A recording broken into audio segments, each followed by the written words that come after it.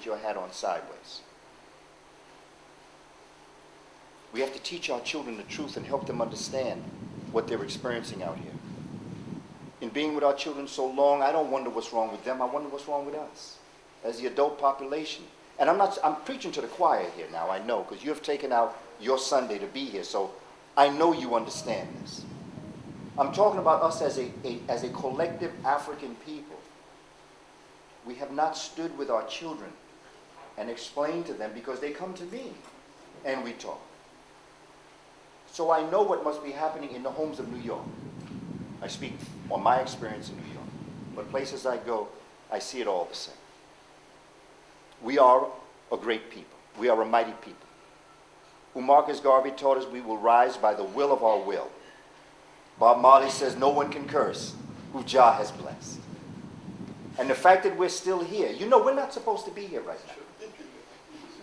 The way the history books would have planned it out psychologically for what they did to us, really did to us, we should be dead, insane, or running around in the mother continent, never understanding who we are as a people.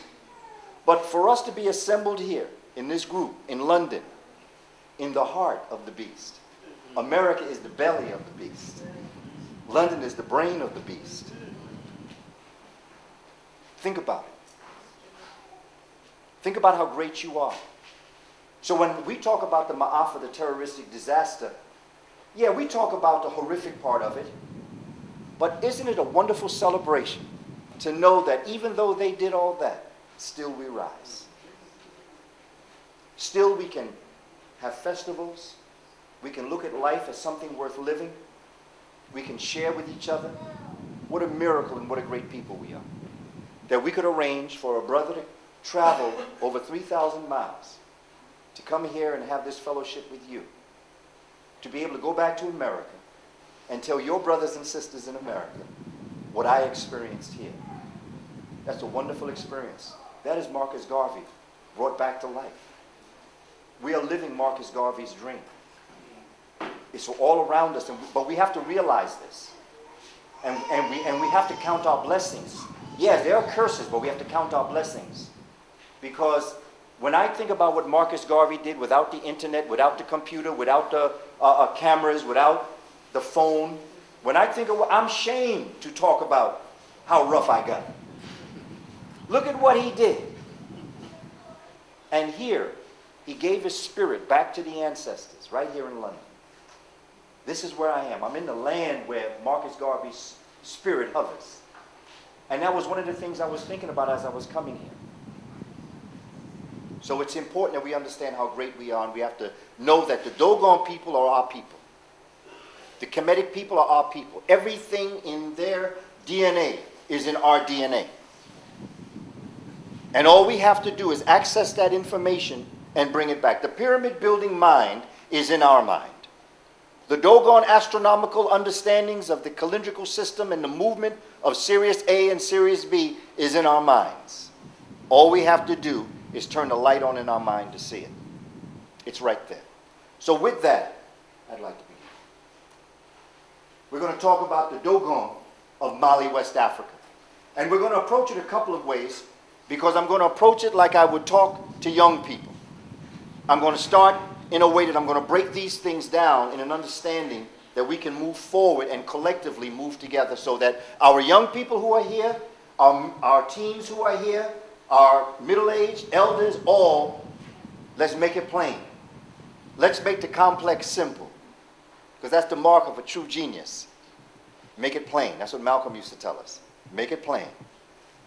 The most intelligent person is someone that can take an entire paragraph of words and say it in one sentence. We try to impress everybody with all these extra words and all these extra ideas, when make it plain. Make it simple so everybody can understand it, because it takes more intellectual ability to take a lot and condense it into small than to just try to give everybody big stuff. So let's make it plain.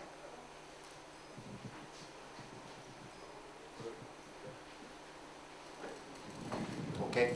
I'm hitting that button right there. I was hitting that one. Is that right? Yeah, man, because I hit this one. Presentation. Yeah. just hit this one. Yeah, okay. Okay, that's good. So we start, yeah.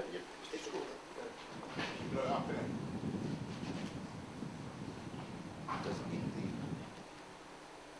Are you ready to present? yes, man, that's the next slide. Yeah, you gotta put it on. It's presentation at the bottom here. See the third button from the right. Third button from the left.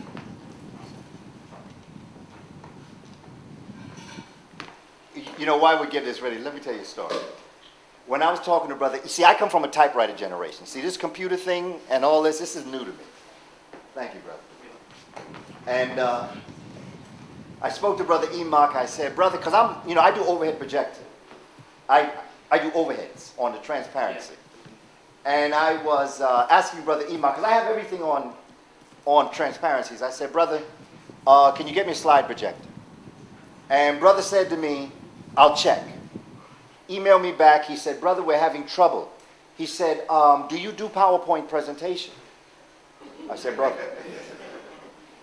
I'm not there yet. I'm walking, but I'm not there yet. I need some time. And so I said to myself, well, and you know what's real is that technology is getting to the point where things that came before are no longer being sold. It's very difficult to find an overhead projector now. It's very hard to find cassette. People do CD. It's very hard to find video cassette. People do DVD. So there are things that people are just not doing anymore. And I'm saying to myself, look, brother, if you're going to do this, you got to step up. So my daughter come home from college. And I say, Kandake, named after the Ethiopian queen. Kandake, I need you to help me with my PowerPoint. Sister being a child of mine said, well, what's in it for me? So I said, I'll set you up. Just teach this to me because I got to know this in a couple of days. So she teaches me PowerPoint. Man, I'm just so proud of myself. I'm doing this PowerPoint presentation. And I got 105, man. I just went buck wild. I did 105 slides. It was so big I tried to email it. The computer came back and said, too big. But I was just proud. I want to show everybody I could do this. And so I come, do the PowerPoint. I come in, Enoch, the night before. We go to Tilsburg, which is south of Amsterdam. We test it out. I see that it works. It's on his computer. Man, this is good now. We walk into the place where I'm going to do the presentation in Tilsburg. What's in the middle of the floor? An overhead projector. See, that's how the ancestors work. The ancestors knew that the only way I was going to learn PowerPoint is if I was put to that position where it was do or die. And I think about that as all things in life because sometimes necessity is the mother of invention. And I really need to learn PowerPoint because that's the way of the future. Yes, she's talking. It's okay. It's okay. That's how I felt when I was trying to learn PowerPoint. I didn't let my daughter know that, but that's how I felt. So I feel the sister back there. I know what she's doing. But thank you, brother, for the help.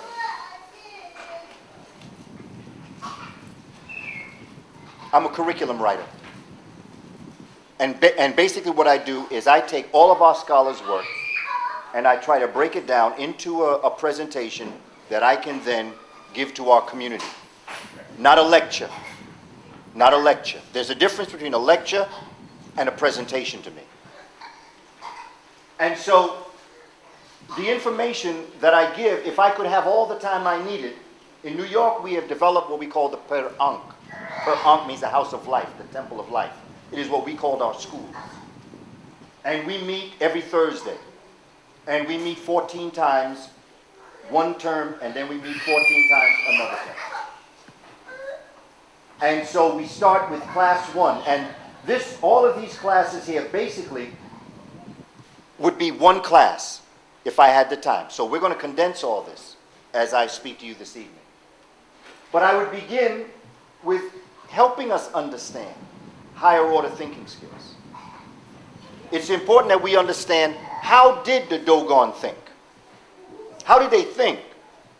What would allow a people who did not have telescopes, did not have what we might call the trappings of what we call a modern society?